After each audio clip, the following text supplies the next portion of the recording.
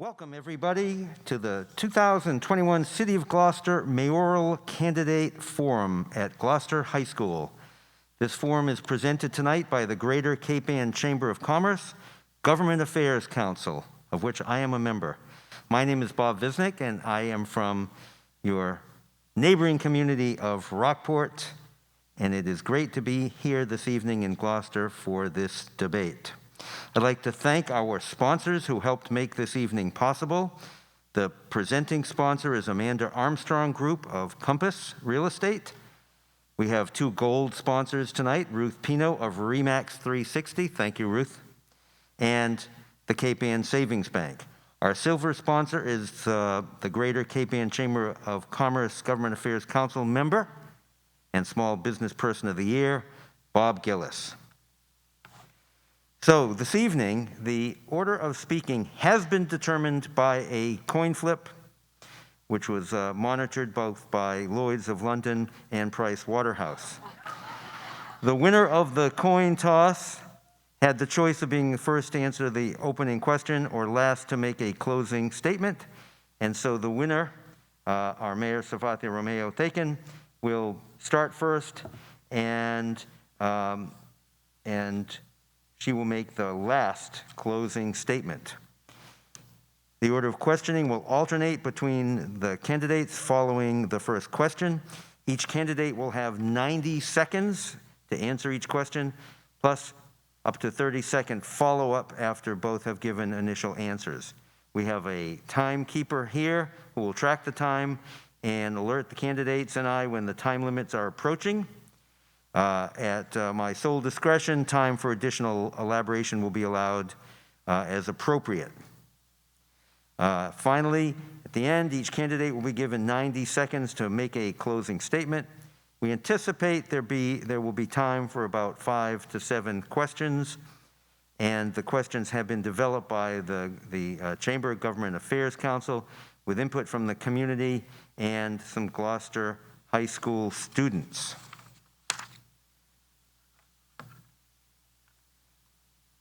I will now read the candidates' bios. Sefatia Romeo Theken, the Mayor of Gloucester since January of 2015, is seeking re-election to a fourth two-year term.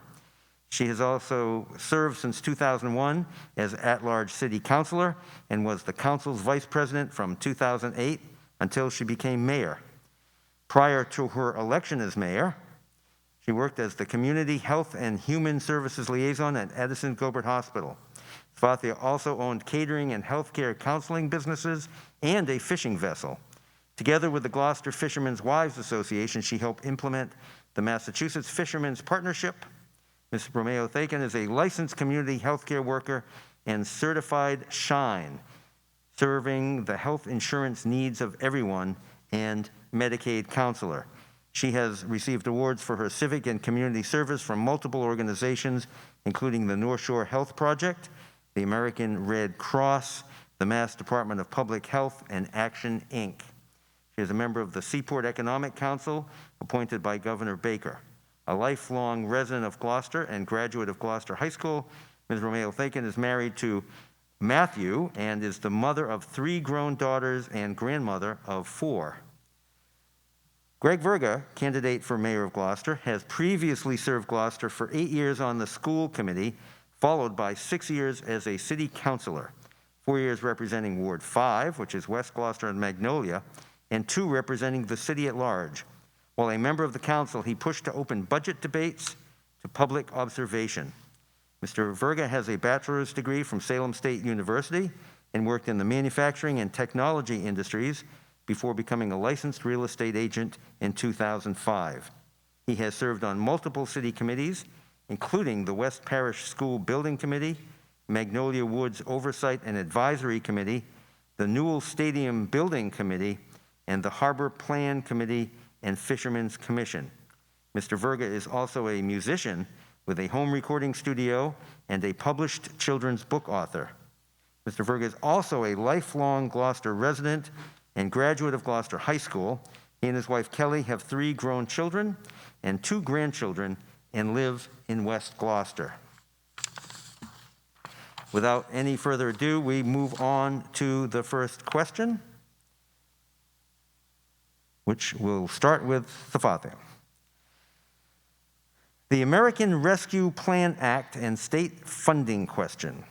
So the City of Gloucester has received a substantial amount of unrestricted funding from the federal and state government under ARPA. This has been described as a once-in-a-lifetime opportunity for the city to address unmet needs and shape its future. How would you prioritize the use of these funds, and what process would you use to determine how best to allocate these funds? Thank you. We have received, we were supposed to only get 17 million. We actually got 23, so thanks to the state for advocating for Gloucester. And we hired a person to help facilitate, because it's so many things that you can and cannot do.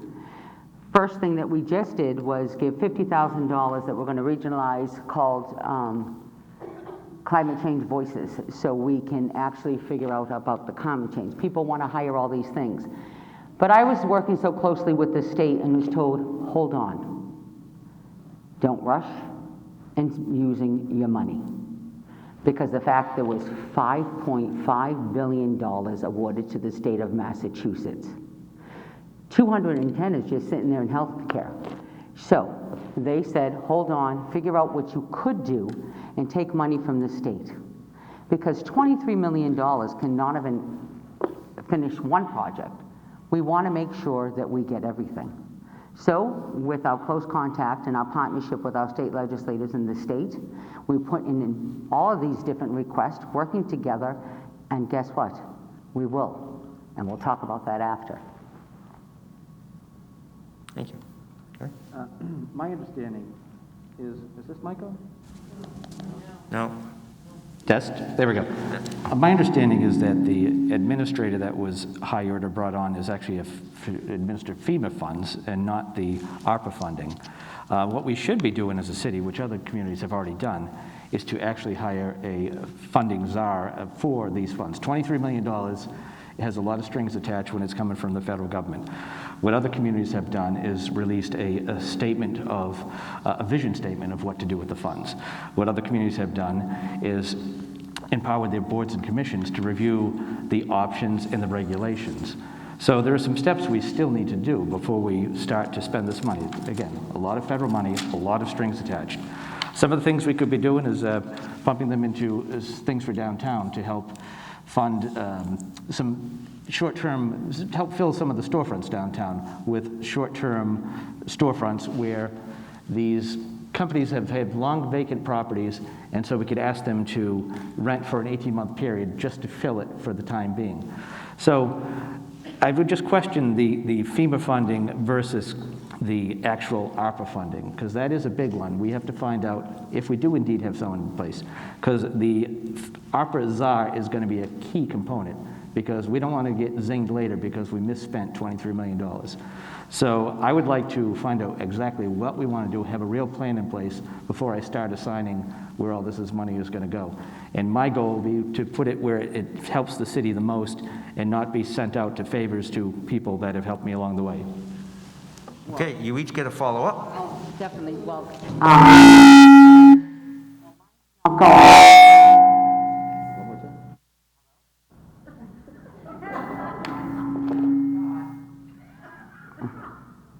okay, can you hear me? Okay, mine's not going to anyone to do any favors, okay? So first of all, there was no existing of opera money. We didn't have COBRA, so you can't hire a czar if there was never a program in place. The perfect person would be someone who's already handled emergencies, like someone with FEMA or MEMA. They handle the emergency, they know what has to be spent, they know what the diagnosis, they know what they can do, and that's what you hire. This person now has been trained and also working with the state and federal, came recommended, other cities are using the same different kind of companies. The fact is, for storefronts for 18 months, and then what happens? Who's going to continue that? You want to plan not only to start up, but to finish. That's why we have a good relationship with the Massachusetts State Authority in the states with Dan Rivera and the recovery. We want people to be able to come to city, stay. So Main Street, we met. We have the rapid recovery plan that we're working on. We have all the programs that we're working on. Exactly, you want a plan. Thank you for saying that. Don't spend the money on something that is going to be for one person or the other. We want it for all.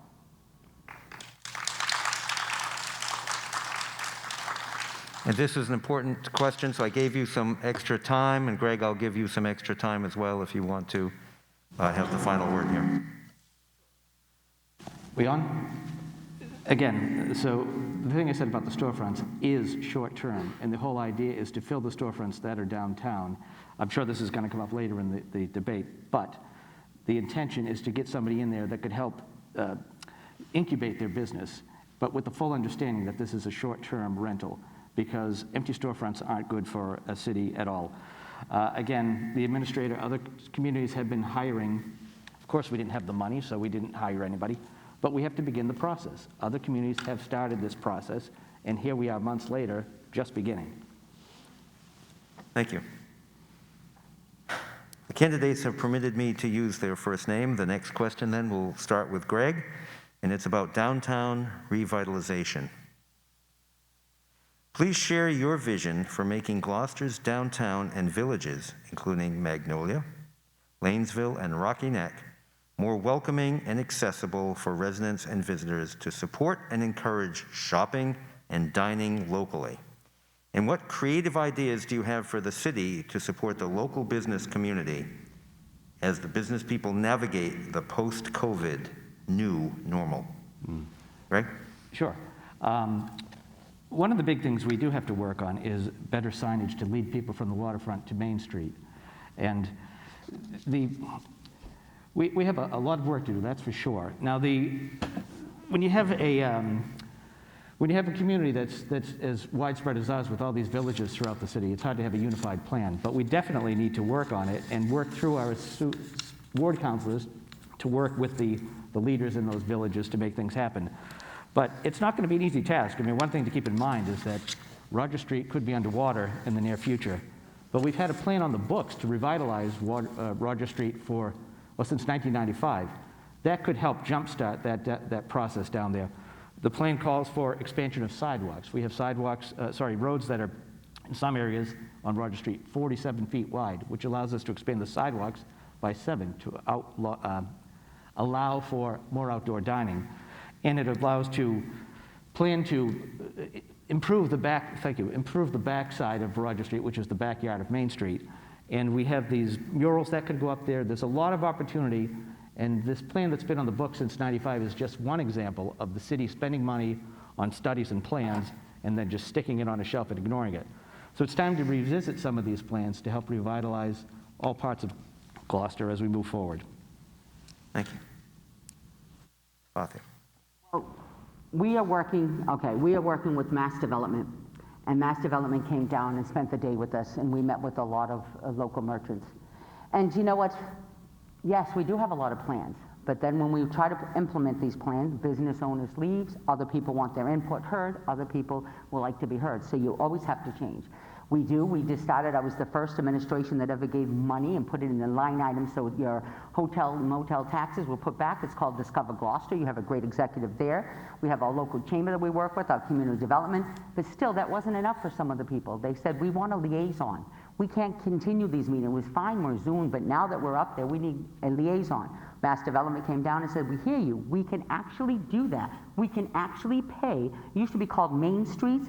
We can actually pay up to 2 years, and then you'll have to learn how to pay that and how we're going to do that. Then we walked around and I looked at some of the empty spaces, what can be used, and some of them had looked at the CVS building, Papagino's. But my biggest concern was the bank, Sylvan Bank. I want to purchase Sylvan Bank for the city of Gloucester, and we can do that. And we can do that not with your taxpayers' money, with everyone's taxes, with some of the ARPA money that could be coming down from the state, mind you, infrastructure. I'm tired of paying rent at Cater when we can put Cater down on Main Street, so when people have to go get their permit and there's a delay, they can go shop and they can go outside. And guess what? Merchants downtown want to build above, want housing, and how are you going to get housing if you have no parking? That could be municipal parking. It's a win-win for everyone. It wouldn't cost us a penny.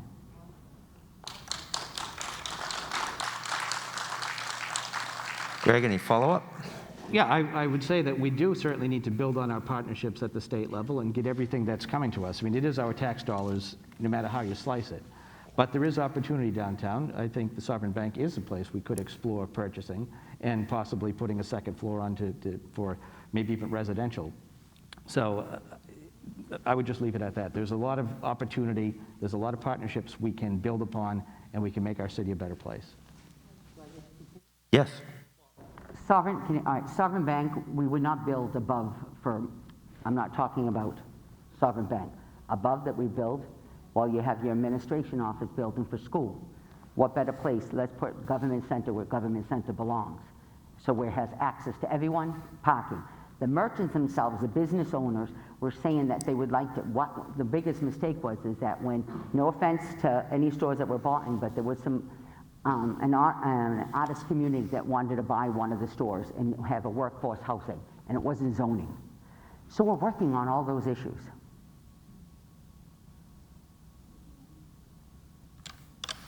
And who knows, the bank may have some gold bullion in there. Might have left it behind. Okay, this next question, we're going to start with you, Sefatia. Zoning for housing. The Chamber's Government Affairs Council has identified affordable workforce housing as a priority need for all Cape Ann communities. In a recent visit, the state's Housing and Economic Development Secretary said Massachusetts is in a housing crisis. Of course, we all know that. To help produce more housing, state law was recently changed to allow zoning changes by majority vote of the City Council or the Zoning Board. What zoning changes would you support to help meet Gloucester's housing needs? Well, we're working on that. I was very fortunate to go on a lot of the Zoom meetings from ZBA, and honestly, you can go to so many, but since we were stuck in the house and we had Zoom, I attended quite a few of them. The criteria for zoning, the criteria for City Council are totally different, and I was trying to actually get educated on what are the criteria. Things can be changed. And first thing, affordable housing and these 40Bs and friendly 40Bs has to go. Has to be affordable housing that they don't have to go beg for money. If we have established, like we do at Cameron's, real affordable housing that's going to be a workforce house for people of all different incomes, then we need to not have to go through a 3-year process. We need to tell the government they shouldn't have to go 3 strikes you're out and then you have no chance to apply. I learned that. It was either my choice of making action priority or be able to do something else. Well, we need action. We needed Cameron's to come forward. With companies like that, Harbor Lights and all of those, we should say, this is an established building, this is an established company, this is established in that. We shouldn't have to go through a process. You wouldn't need all of this. You wouldn't have everything that we have because we have the ability to do it. And we're working on the YMCA. They're at their first rental, 55 and older, and ready to go at the old YMCA. Greg.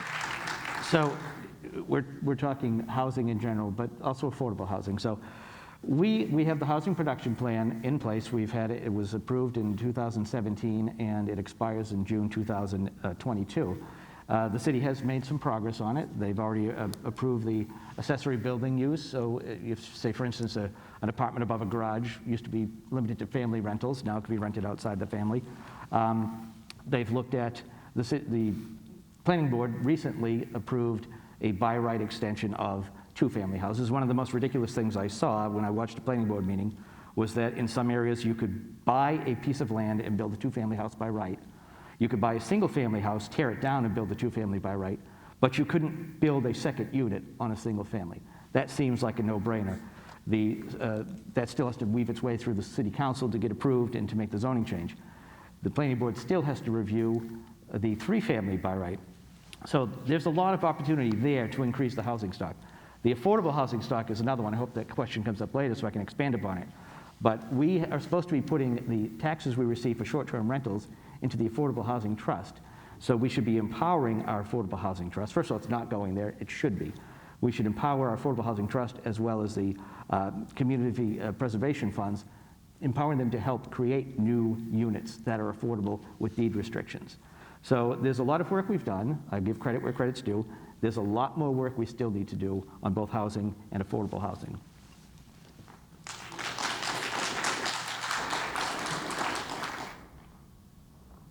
Follow up if you would like. No, the fact is there's one thing I did notice though. Some of the things and the issues in zoning does have to be changed as far as, when I was on the city council, we processed it and he was a council also to help put it through zoning so it would be better for contractors.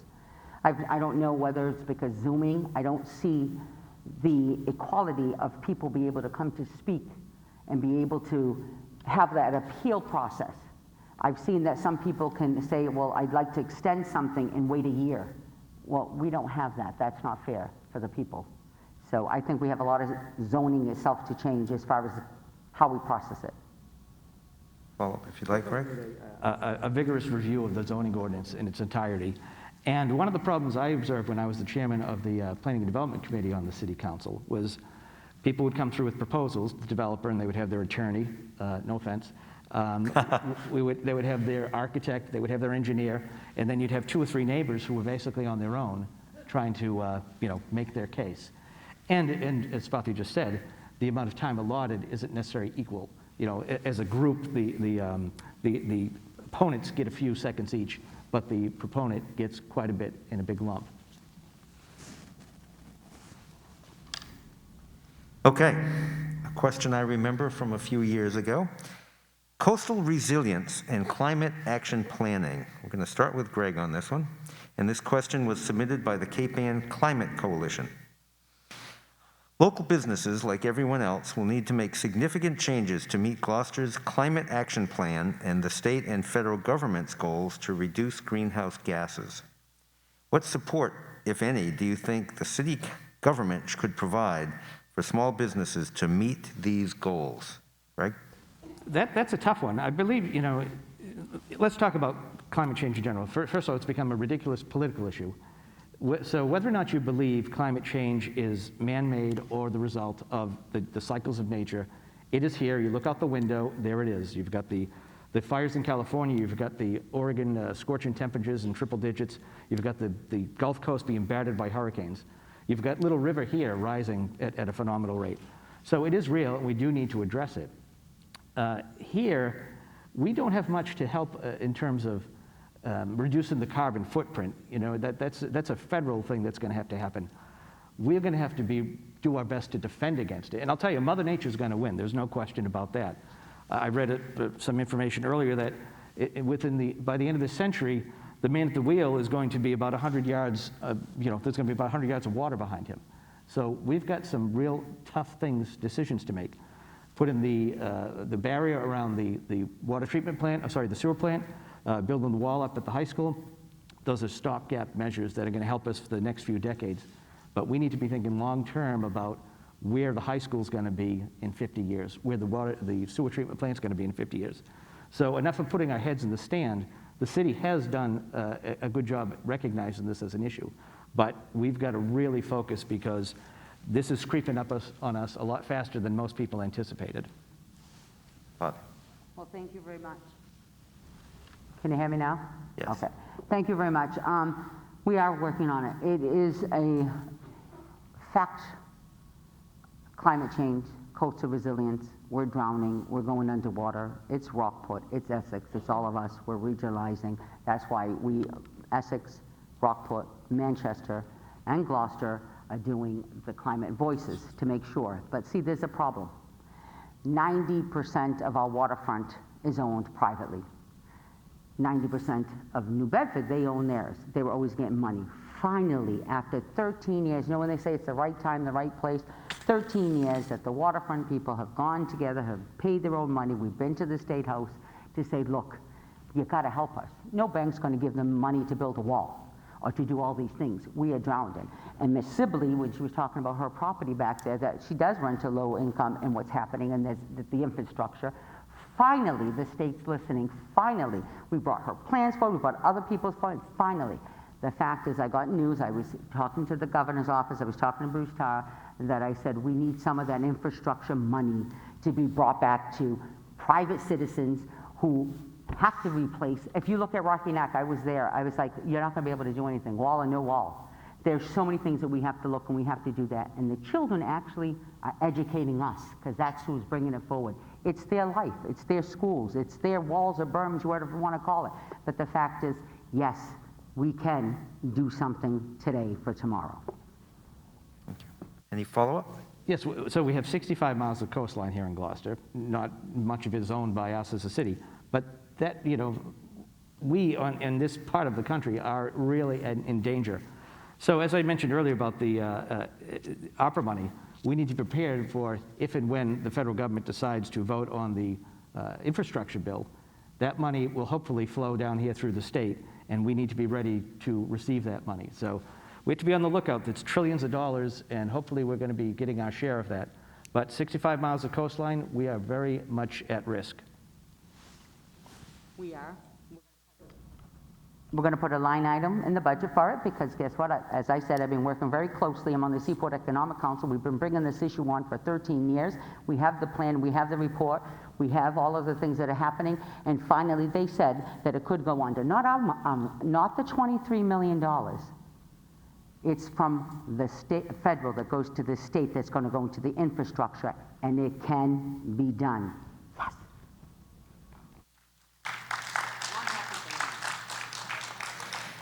All right, Sefatia, we're going to go on to you. This question was, the concept of this question came from Gloucester High School students and parents. Teaching in the COVID environment has been very challenging to the city's teachers and staff at the school. Throughout the pandemic, they have continued to strive to provide the best education to their students, and Gloucester schools have been a model to other schools on reopening. The mayor serves as a member of the school committee ex officio. In what ways would you act to support Gloucester's educators and school staff? Well, I have been doing that. Matter of fact is that I was looking over some of the school budgets. So we can make sure that our children are educated. The school received a percentage extra. They saved $1.2 million. But so you know, we actually give them not just the $45 million that's in the budget, we give them $61 million because we took over the rest. West Parish, your VOC, your school choice, your custodians, the building maintenance. We took over that. People don't realize. We have over $15 million additional that we give to the school budget. So of course we support the schools and the teachers because that is very important. I was so proud. I was so honored to have the governor come down, and the same thing when they, at the last minute when he said he wasn't going to get the vaccines, you all saw me. We are used as a role model, as one of the healthiest communities, strong communities, and our students going to school and our teachers. And that wouldn't have happened without the parents who believed in us, the teachers who also had students themselves at home, and also the high school students pulling in, rally together to help one another. If you see, they learned so much because they're given so much. If you see when you woke up there, don't forget about the open door. Don't forget about this community-based. And that's what we are as a community. We have to bring that back. We have the fundings. We'll give them the fundings. They come first.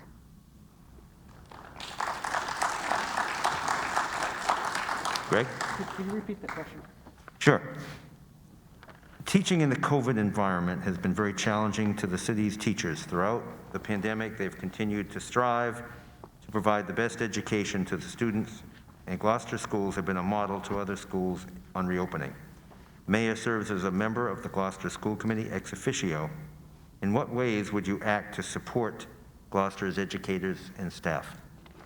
Sure. Well, I mean, we need to do what we can within the budget, but education is a big part of my life. I mean, and school committee specifically, that's how I got my start. 8 years on the school committee, 2 years as chairman. So yes, we do fund the schools beyond the main budget, but that's basically the bond capacity, the bonding of these projects the mayor laid out. So it comes down to a very tight budget every year, but we have to do what we can to fund our schools to the best of our ability. Teachers were given so much credit and in the press about being, the front line for our city and throughout the country. So we need to stand by them and do everything we can to help fund them and give them a living wage. So moving forward, yeah, we definitely have to look at every avenue and see what kind of funding we can get from the federal government, from the state, and help offset what's coming out of our local tax levy. Because we are limited to a 2.5% increase in the total tax levy every year, and we have a lot of departments that we have to fund. So education is the key. That is the one that's going to help create the employees of tomorrow, and we have to stand behind our school department, but we do have to be very careful about not robbing from Peter to pay Paul. Well, thank you. There's no Peter, Paul, or Mary. The fact is that what we did during COVID was tremendous work. And in the beginning, I kept saying to everyone, please don't overspend, don't do this, hold your level on that. Including my principals and administration, I asked them, please, I know you get a cost of living, it's in your contract, but right now I need to make sure it's level funded. And no one knew we were going to get trillions of dollars in the country and all this money was going to trickle down. So we wanted to make sure we balanced the budget, because I still had other communities, other mayors saying that they can't even balance 2021, which we did. I have to stop. Well, working together. It's important to point out that we have no choice. Balancing the budget is required by law, so we have to do it. And we have to, somebody's going to have to be cut if we're going to balance that budget. But again, education is the key. It is the biggest single department in our city, 45+ million, plus the add-on for the bonding that we're covering. So again, we have to balance the budget by law. We can't carry a deficit. You can during COVID. It was a state of emergency. There was a lot of things that weren't budgets, just so people know. I'm going to ask you guys to stay within our rules, if you would. But I'm still reeling from Puff the Magic Dragon not existing. Okay, we're moving on to question number 7. We're going to start with Greg on this. Support for local business. Gloucester's economy is reliant on both tourism and our traditional maritime economy. Do you feel the city provides sufficient support to both the visitor-based economy and the maritime economy? Please share your ideas on ways Gloucester can better serve both industries. More broadly, what do you see as the role of city government in fostering a healthy and vibrant business climate? Right, well, you can't have one without the other. I mean, that is what brings a lot of tourists here, is to see our maritime economy. So, you know, we do have Discover Gloucester, which is a quasi-public organization, but there is opportunity in the opera money to allow for more funding for other organizations, or maybe to even beef up theirs.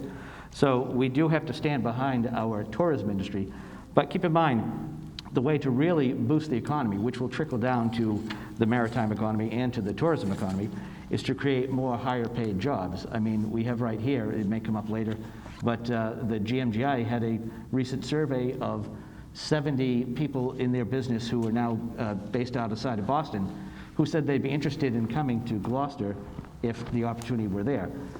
These are high-paying biotech jobs that people, our students get right out of high school, go through a program at GMGI, and they are getting out of that 10-month program making $45,000 a year to start. So boosting these other opportunities is going to help the tourism industry as well as the maritime economy, which I believe GMGI would definitely be considered part of. So there's opportunity there. There's opportunity to expand the vocational school. I hope that comes up later, by incorporating some of these more outside-the-box, non-traditional vocations. You know, instead of adding plumbing or HVAC, we could be looking at adding the biotech or nurse assistants and things like that. So there is great opportunity to help raise all boats.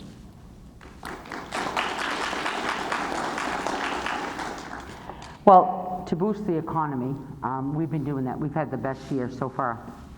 And people come to Gloucester not just for our beaches.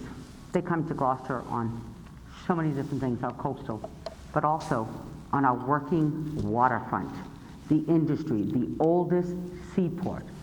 Now, people keep saying that the fishing industry is gone. It is not. It's diverse, it's changed, and you can see that when you go down the walk if you have.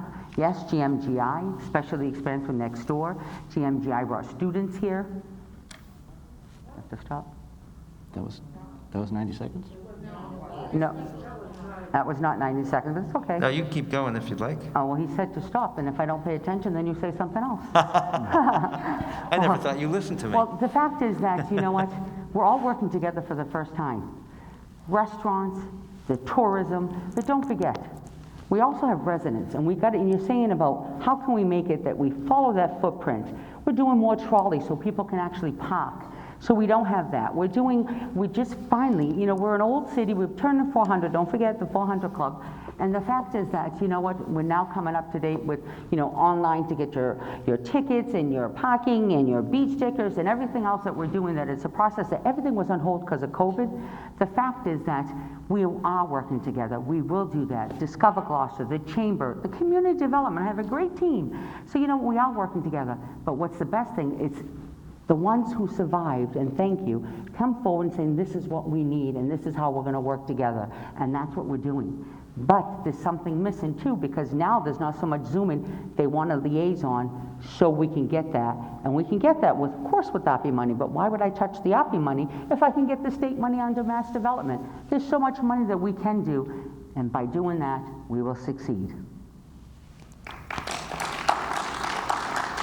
Follow up?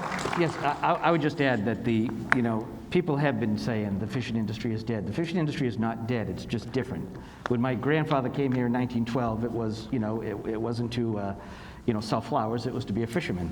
So that is our heritage, with the America's oldest fishing port. And as we approach our 400th anniversary, we can't forget that. That is such an important part of who we are and who we'll continue to be. I would just leave it at that. Gloucester fishing industry, not dead, different, and we need to do everything we can to make it continue in a healthy manner. Well, and that's why we have the blue economy. That's why we had a process. And I know you don't like the files and you don't like the things and could sit there for 20 years, but the next generation pick up. Friday, the governor's coming. We're talking with the chamber. We're talking with my team. We're talking to people that run the subcommittee to talk about things about the blue economy. That's what we need. Trades. We need to people who work with their hands, because they're the ones who build this country to begin with. Thank you.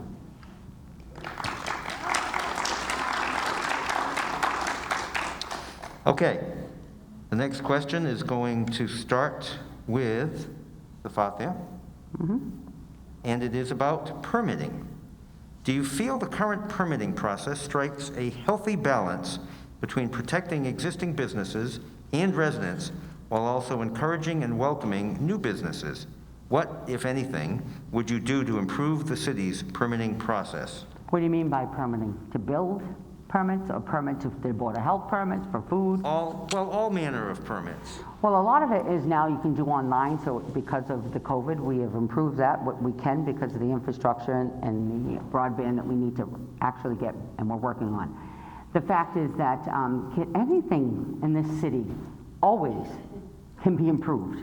Even when we improve it, you better start thinking about how you're going to improve it again, because that's how we work. There's always people who are doing different things, diverse things, that would love to do something new, and we saw that. We saw that during COVID, the initiatives, what they took, and how they took it, and the outside dining, and the GMGI bringing students here from other communities.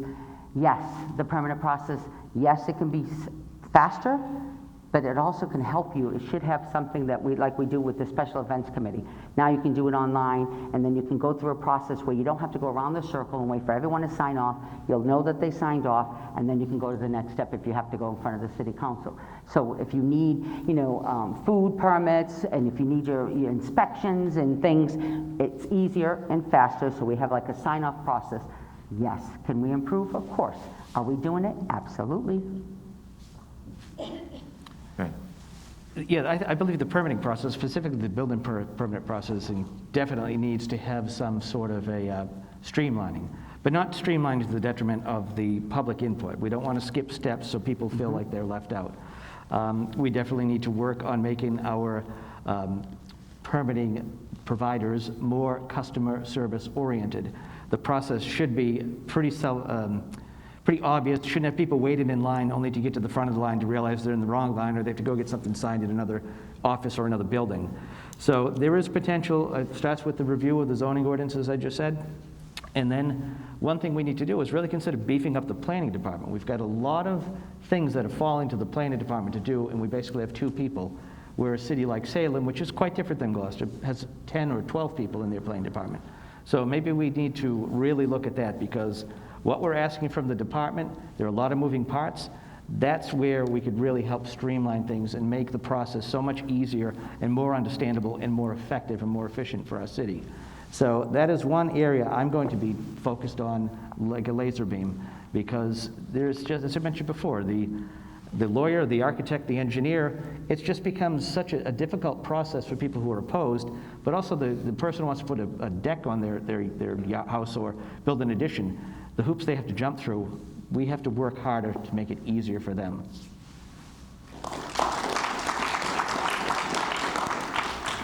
Follow-up. Well, the permanent process stinks as far as building, because you know what? It doesn't, just because you can by right doesn't mean you always should, and that's the whole thing that's happening. And the fact is, we want to be able to make sure that, you know, if someone's blasting, and I'm on a butter, but no one's letting me know because you don't have to, that's not in the ordinances, or you're building your deck, but your deck's going to, even though you can and have the land, and it's going to cover everything that I have, even if you can, I'm your neighbor. If you can't talk to me, well, you know what? The building inspector should.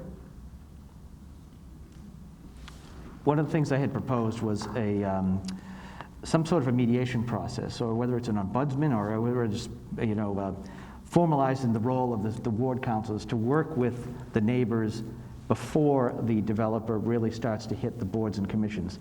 If they could communicate together as a group and reach some level of compromise before the fights start at the city government, and then they're forced to band together to hire a lawyer, we could really make things work a lot better and avoid a lot of trouble and litigation down the road. Isn't that what me and you used to do?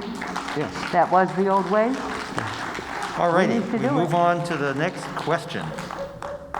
And this question will start with Greg. Greg, what steps or actions will you take if elected to foster greater inclusivity, diversity, equity, and accessibility in the city of Gloucester? Sure. Accessibility, can you repeat that? I'm sorry. Bob, could you just repeat that? Sure. What step or actions will you take if elected to foster greater inclusivity, diversity, equity, and accessibility in the city of Gloucester? Okay, well, the steps have been taken to some degree with new sidewalks, handicapped accessibility, but we definitely need to expand that into a lot more areas of the city. There are some areas of town that haven't seen sidewalk repairs or paving for a very long time. Specifically outside some of the senior housing, we've got these ruts and people can't move down the road with their wheelchairs. So I think first thing we have to do is just take a look around, drive around with the ward councils, look for the areas that are in need, focus on them, create a list, and then stick to the list. We need to address some of these things before they become accidents. Right now, the accident's waiting to happen. I don't want it to be an accident that we knew was going to happen. So as far as equity, you know, we are a welcoming community, and I think that we need to realize that. One of the questions that came up at another recent interview was about welcoming the immigrant community. And as I said then, you know, when my ancestors came here from Sicily or from the Azores, they were welcomed in the Portuguese and Sicilian communities. But it wasn't necessarily universal. You recall in the days the Irish need not apply, you know, and to some degree, there are some areas of the city where they feel that way about the new wave of immigrants. So we have to remember that we're not too far removed from being the immigrants ourselves. So just a little bit more outreach, communication, education, and letting people know that the new wave of immigrants brings a lot of good to the city, a lot of new qualities, a lot of cultural changes, and things that can be good for us. Sefatia. So we did. We started it with the human rights. And we also have Amy Cam and our schools are doing that diversity, inclusionary, to make sure that every student that walks through that school is welcomed. And it doesn't matter. And I think I started it when I was the first mayor to actually marry someone in city council, officiated same-sex marriages. So diversity, human rights, we're doing that. Disability Commission, we're doing that. So inclusionary. Well, when I was talking to some of the students and some were asking, they were asking that how are we hiring teachers or people in the schools, because they noticed that we have lack of people of color in our schools working. And we're discussing that. And it's also how we perceive ourselves and how we want to make sure that people are all included. Well, I've been doing that for 20 years with the Addison Gibbet Hospital. When everyone was crazy and going, we want an amnesty, we want this and that, my immigrant population came to me and told me what they needed and how we can continue. Some of them told me why their children are not in school, why they can't continue. Because of the diversity? No. Because of their culture, of what they truly believe and what they had to do and why they came to this country. So we have to respect that. And we have to work with that. And I believe that my administration, and especially with the human rights, we've been doing that. I work closely with the interfaith. We try to put a proclamation when, in the beginning of 2015, we worked together, and we'll continue to do this together. Okay, thank you. I would just say that we are... Any follow-up? Yes, I'd just say that we are a relatively big, small city in terms of square miles, and we do have a very diverse group, whether it was the Italians that started the fort or the Finns in Lanesville, and all these different cultures that came here are what blended over the last 400 years to make us who we are. So we definitely need to continue that, because the new wave of immigrants are just going to add to that mix that's going to make us a better and more diverse and more open-minded community. So we just have to remember that. Again, I don't want to beat a dead horse, but we are all immigrants, not too far removed from where we are now. Working with the community impact and working with the cops and kids and going around to the schools and talking to children, we noticed that just like when I was little, I was Sicilian, and we were called guineas by the Italians. Sometimes it's your own population, your own people who are calling you these names because they want to fit in with the Americans, or they want to fit in with that. And I've noticed that some of the kids that were arguing and going to different things, that was happening because of your community and the wonderful resource officers we have. They made us understand what was going on into their lives and how we can help them that. And like I said, I can't speak enough about Amy Cam and all the stuff that's happening in Gloucester. It's just kids who are teaching you. It really is.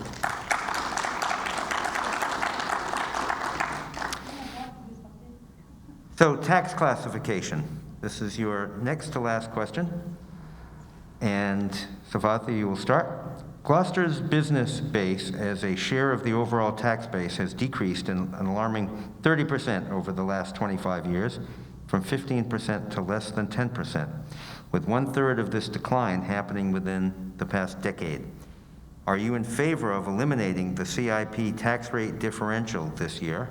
And please support your rationale. Well, I'll tell you something. I've been always saying, let it stay the same. I have to go look at everything. I have to look at the numbers.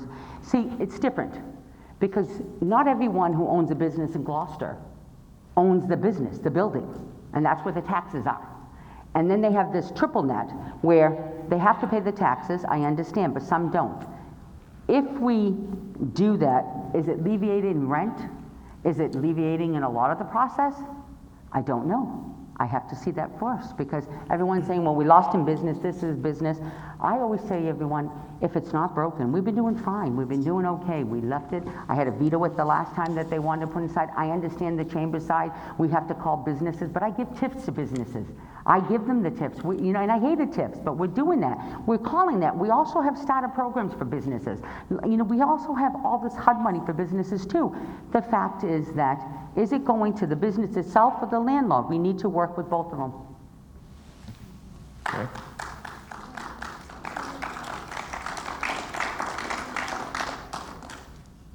I'm assuming those are applause for me. Thank you. Yes, I mean, tax classification was always I wouldn't say a big fight, but never a fun thing on the city council. And so people to understand, we tax the businesses, commercial, at a higher rate than the residential. And the gap has been closing over the last few years. It's not quite 1-to-1. But it is a tough one for us in this city, because places like Peabody or Danvers or Beverly that have a much greater proportion of their city is commercial, they can easily whack their businesses because there's just so much more. if we whack our businesses, there are so few, and now you mentioned how much it's decreased over the last decade. It's really felt here by these mom and pop businesses.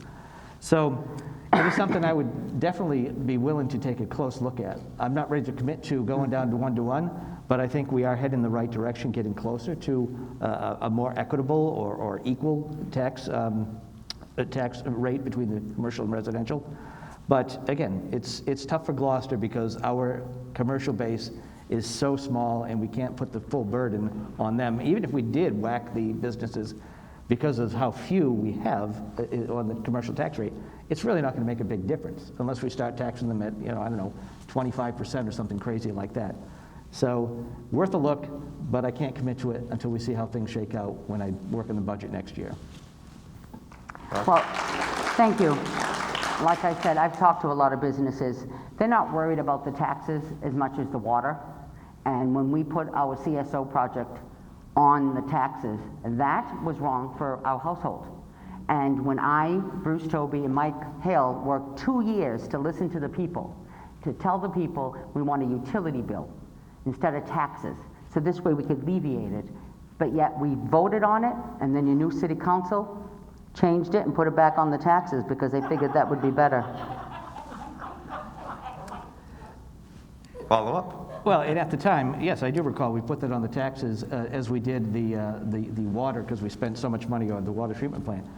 And the argument made at the time was by spreading it out over the tax base throughout the whole city as opposed to the ratepayer, it was an opportunity to ease the burden, plus it was something that could be written off your taxes. Since the tax change at the federal level really took a hit to that local tax option, I don't know if it's such a great idea now, but at the time it was voted on with public input. Okay, here's our last question, and there won't be a follow-up. So, imagine yourselves on vacation, somewhere nice and warm. You meet me. I say that I'm contemplating either going to Cape Ann, specifically Gloucester, for vacation and maybe to live, or Maine or Cape Cod. Convince me that Gloucester is the place where I should go to either vacation or to live. We'll start with Greg. Sure. Well, I mean, I've been here for 53, almost 54 years, and I have no intention to go anywhere else. So I would start with that, to say there's a testimonial. My family's been here for over 100 years. So you can go to the boondocks of Maine and, have a great time in the woods, or you could stay here in Gloucester and enjoy everything we have, the great restaurants, the beaches. I'm not personally a beach person, but apparently a lot of people are. We have, the proximity to get to Boston if you were to live here as opposed to visiting. There's just so much you can do in our community versus the other two. And our traffic, yeah, it's not so fun. I think Cape Cod is probably a little bit worse. So I think that Gloucester has much more to offer than the other communities. And I would urge them to come here. We just have to do something about the house prices because that's going to be a little bit limiting for who can come here. Thank you. Sefatia? I would say from Cape Ann to Cape Cod, why do you want to stay in Gloucester? Well, why wouldn't you? We have 2 lighthouses, best museums, 2 cultural districts, art colonies, Rocky Neck, and then we have a castle. We have a castle all on one little island, plus a mayor who knows to cook, and I'll feed you if you come to Gloucester and stay. Don't worry about it. You'll always have that. But also what you're going to have is the beauty of diversity, the beauty of you want to go on a whale watch, you want to walk to the beach, you want to go on our trails, Dogtown, the hiking trails. We have so much in one island that even if you, this summer, want to go yourselves and be tourists, you still won't be able to find all the wonderful treasures we have. And that's what we have is treasures, and we want to preserve those treasures, and we want to make sure we keep them. I understand the high cost. We have to work on that. But to preserve what we have is amazing. We can do that because we are. And the fact is not only that, sir, you would love my island because the fact is you can see actual commercial fishing. You can actually go on a lobster boat. You can even get your own lobsters if you like. And I'll even show you how to cut it, clean it, and crack it. Wow.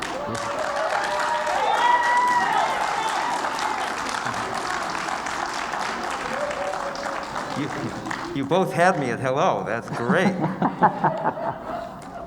Okay, take a few moments and prepare your closing statements. And Greg is going to go first. And we have some time, so it's 90 seconds to 2 minutes. And take a few moments and let me know when you're ready, and we'll get started. Yeah. And remember, you guys are the only thing separating this crowd from the Red Sox game. Okay, well, let me get going.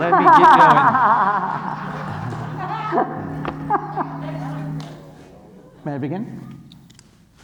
Ready to go? Sure. All right. Thank you to the Greater Cape Ann Chamber of Commerce for sponsoring this debate, and thanks to all of you here tonight, and all of you watching at 1623 Studios coverage online and on cable TV. So during this debate, you heard two candidates offer their thoughts on where we are as a city. I am offering a vision of where we can go as a city. I'm running for mayor for a more transparent, a more efficient, and more collaborative Gloucester. As mayor, I will lead with integrity and set a tone of professionalism and respect among all city employees, as well as elected and appointed officials. Those of you who do not support me today will have equal access when I become mayor in January, because this is not about me, this is about us. I pledge to ensure that the city's best plans move from concept to funding to action without delay. We need to be proactively managing growth, further amplify the links between the city hall and the school department, improve city roads, attack climate change mitigation, and revitalize downtown by cultivating an ideal mix of service and retail. So I'm running because I want to make Gloucester a better place tomorrow than it is today, and I see the city through the eyes of my parents, my children, and my grandchildren. And we need action now to meet the challenges that the next generation is sure to face. So we all love this city, we all want to move Gloucester forward, and 2 weeks from today, we can make that happen. So I humbly ask for your vote on Tuesday, November 2nd. And if you need more information, go to voteverga.com. You can call me direct, my phone number is on there. And I thank you so much for your time, and thank you for coming to this debate tonight.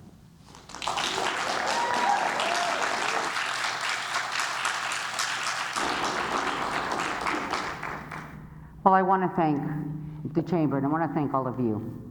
Why do I want to continue? Why do I want to continue? Because I love the city. We all love the city. Because I want to be mayor, I want to be queen? No. I want to run for mayor is because there are things that still have to be done. And if someone thinks they can fix it in a year or 2 years and 3 years, it's impossible. We had COVID. I kept you safe. We all did. We worked together. And yes, you keep mentioning, complaints. If you're a good business person, we have over $120 million. If you don't have complaints, because Mr. Verga taught me, your father, 50% of the people will love you, 50% of the people will hate you. That means you're doing a damn good job. Because if everyone loves you, you're not doing something right. And if you have to be strong and sturdy or aggressive at times, you have to. We were during a COVID time. They will bring things up from 1999, 2014, and say reset and not set and everything else.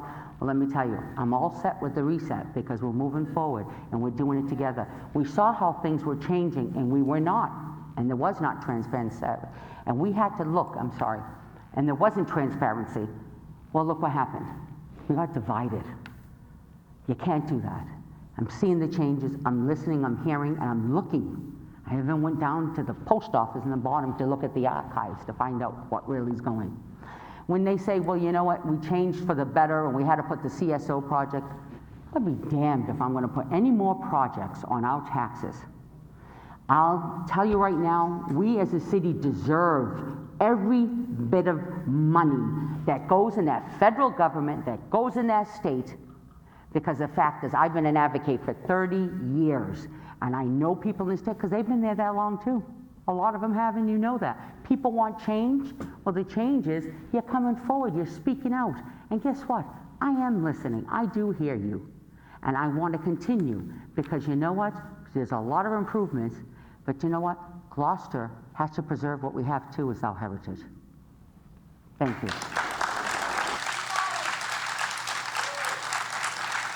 Well, on behalf of the Greater Chamber, Cape Ann Chamber of Commerce Government Affairs Council, And me personally, I'd like to thank the candidates.